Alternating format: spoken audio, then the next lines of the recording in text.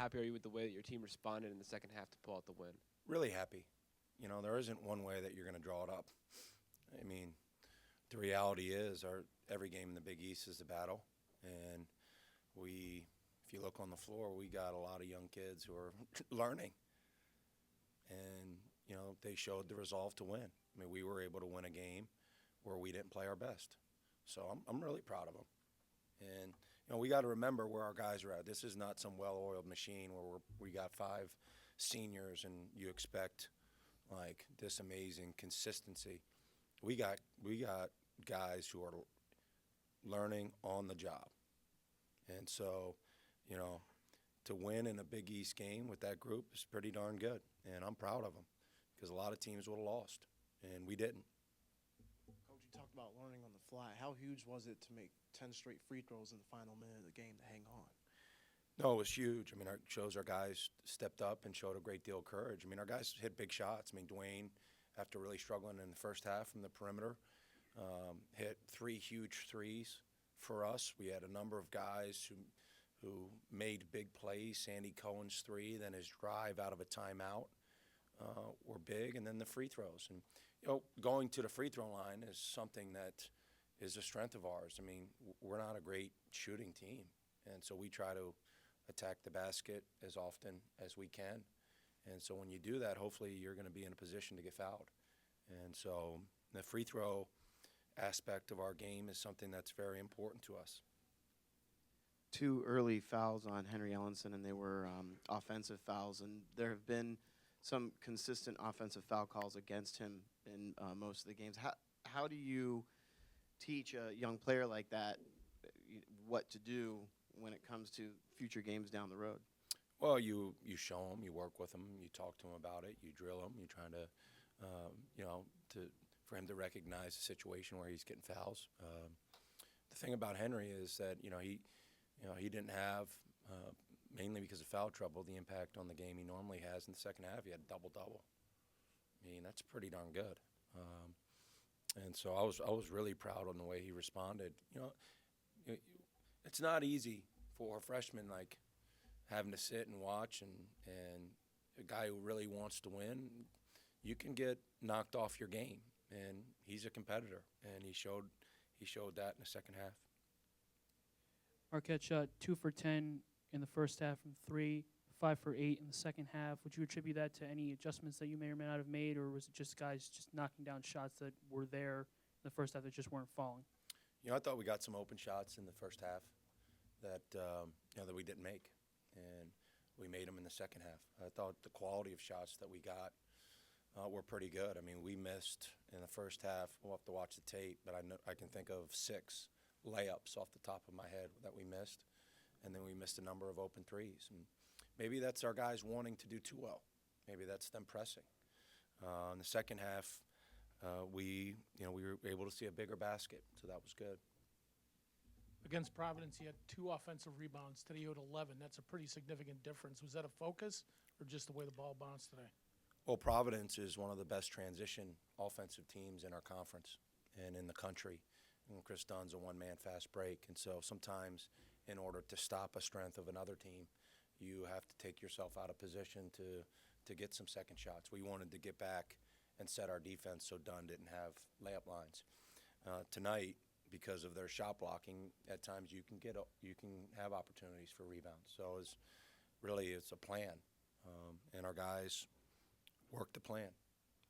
Coach, what happened on the play where Duane got injured, and do you have any update on his status? Yeah, he looked like he got undercut a little bit, and he banged his head on the ground. And we don't think it's a concussion, but he said he had a headache, and I just don't feel comfortable, when guys start saying that to put him out there and risk his health. So we had to go without him.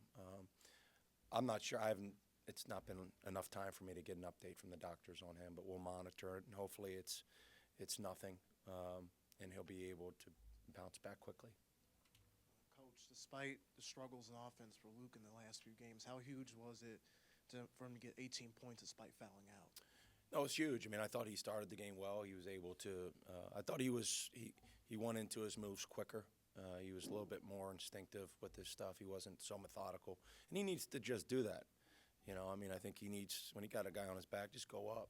You know, we'll live with that shot. You know, I think he's going to make a majority instead of overthinking it. Obviously, when he's scoring in the paint for us, we're a much better team.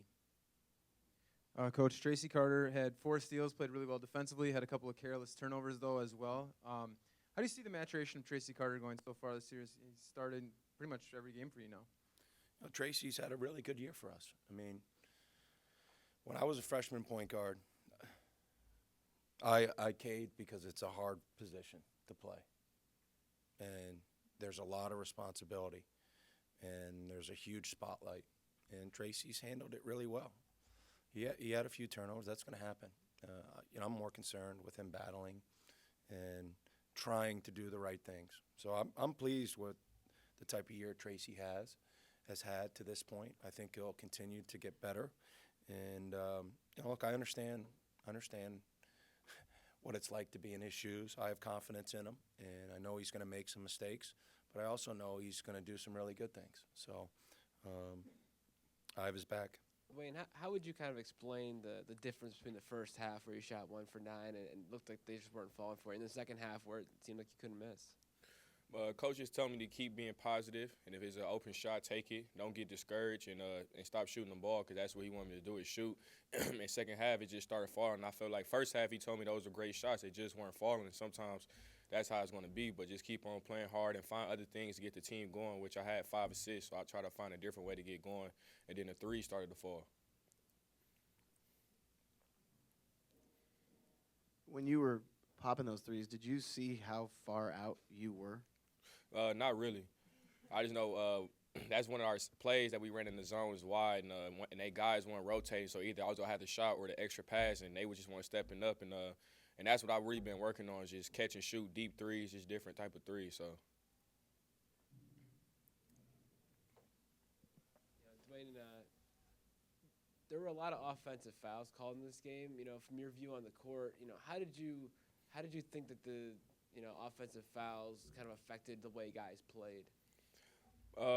It affected our bigs a little bit. You know, Coach Wojo always tells us to err on the side of aggressiveness, and especially with our bigs, he wants them to be more physical because we're going to play physical bigs. And they would, I guess, Henry and Luke just played physical. I mean, sometimes the refs are going to call offensive foul, and sometimes they're not. But I mean, I wasn't upset about the calls. I felt like they were being aggressive and tough.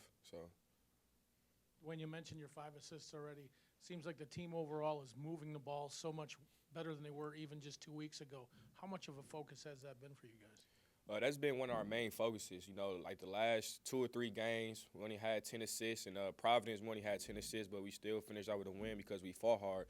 But today we moved the ball well. We got a lot of extra passes and got, especially at the beginning of the game with Luke. Luke at the beginning of the game had 8 points in like the first couple of minutes, and today we had 20-plus assists.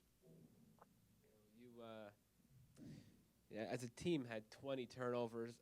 A good portion of those came on entry passes. You know, obviously you guys want to get the ball to Henry and Luke as often as you can. You know, how much do you guys work on entry passes, and how can you and your teammates improve in that area? We work on it every day. I just think today we were just so in a rush.